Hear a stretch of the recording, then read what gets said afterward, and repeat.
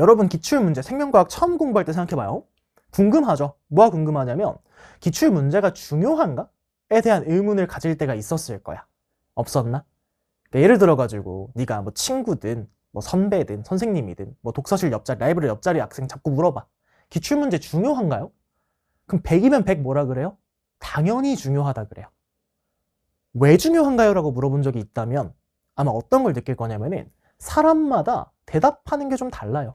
그냥 뇌 빼고 공부하는 사람도 있고요.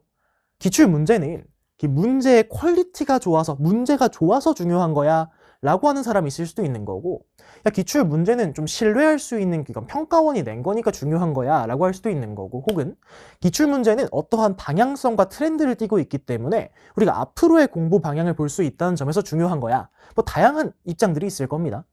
이 홍준호 강사가 프리즘을 만들 때는요, 이 기출 문제가 왜 중요한가, 그러면 어떻게 봐야 하는가의 관점을 담았습니다. 크게는 3개의 주요한 컨텐츠가 있을 거라고 생각해요. 기출 문항과 관련해서요.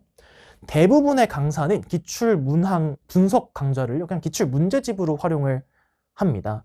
근데 그렇게 해소하기에는 너무나도 아까운 컨텐츠거든요. 이 정도 이야기를 해볼게요. 프리즘에는 뭐 삼각형이니까 3가지의 꼭지점이 있습니다. 기출에도 3가지의 컨텐츠가 있다고 생각을 합니다. 제일 먼저는 여러분들 알고 있는 마더, 자이 이런 것처럼 기출 문제집 포지션 혹은 연애 강사가 가지고 있는 이런 포지션이 있을 겁니다.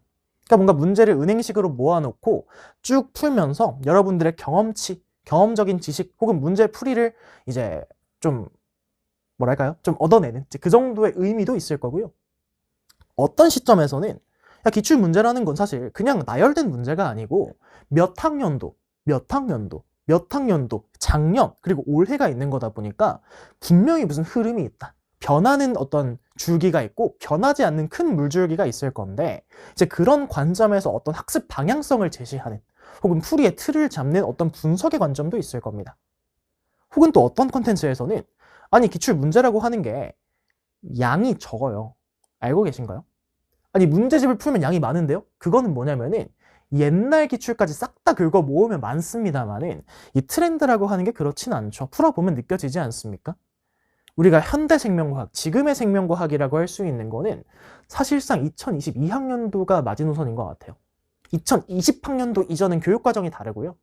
21학년도가 과도기거든요. 실제로 시험지를 보면 지금이랑 많이 달라요. 많이 달라요. 아는 사람은 알 거야.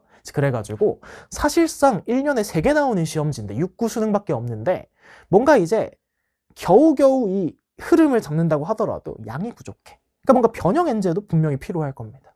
이 3가지 정도가 이제 기출 문제에서 나올 수 있는 컨텐츠들이거든요.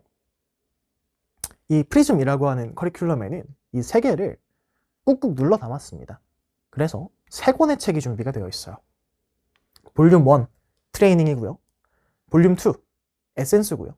볼륨 3 아카이브입니다. 3권 합쳐가지고 제가 알기로는 1400, 1200, 1300 이 정도 되는 걸로 문제수가 알고 있습니다. 그러면 이것들은 어떻게 좀 구성된 커리큘럼이며 이거는 어떻게 좀 학습을 해야 되는 것들인데요? 를 좀 말씀을 드리고자 하나씩 좀 색깔들을 좀 보여드리고자 합니다. 그러니까 이걸 듣고 강의를 들으러 가세요. 아시겠죠?